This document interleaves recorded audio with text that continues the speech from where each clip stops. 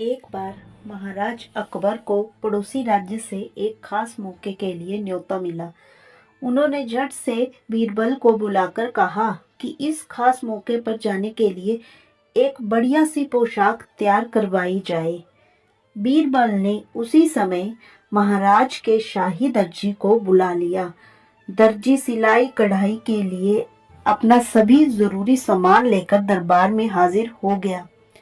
महाराज अकबर का ठीक से नाप वगैरह लेकर उसने महल में पोशाक सिलने का काम शुरू कर दिया। अब क्योंकि महाराज अकबर की बहुत ही खास मौके के लिए पोशाक बन रही थी, तो वो भी कौतूहलवश कुछ देर के लिए वहीं दर्जी के सामने बैठ गए।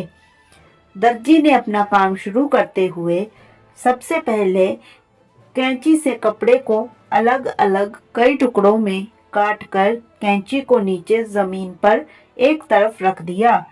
फिर सुई से कुछ काम करने के बाद उस दर्जी ने अपनी पुरानी आदतानुसार सुई को अपनी शाही दरबार से मिली हुई पगड़ी में टांक दिया।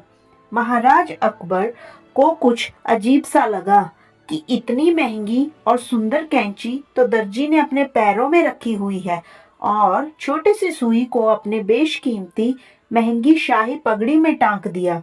महाराज अकबर से रहा नहीं गया और उन्होंने बीरबल से इसका कारण पूछा।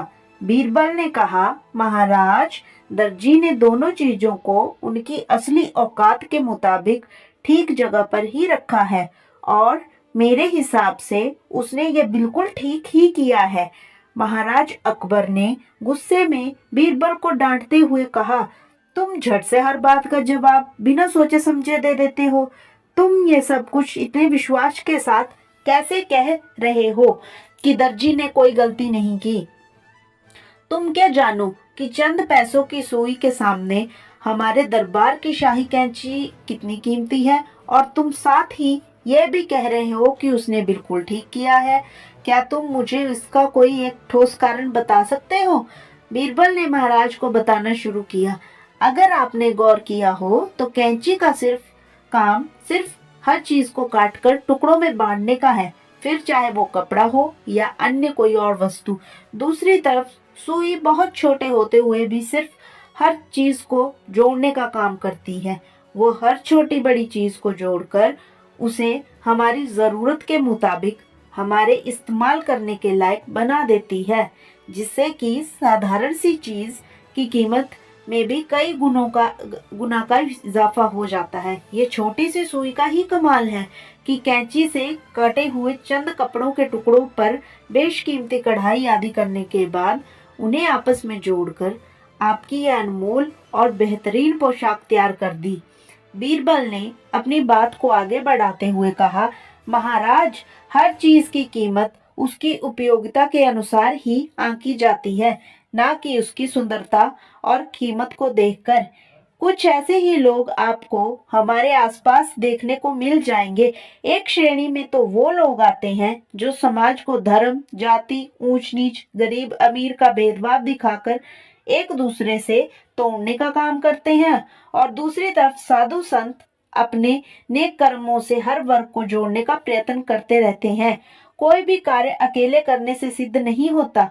मिलजुल कर किया गया कार्य कभी व्यर्थ नहीं जाता।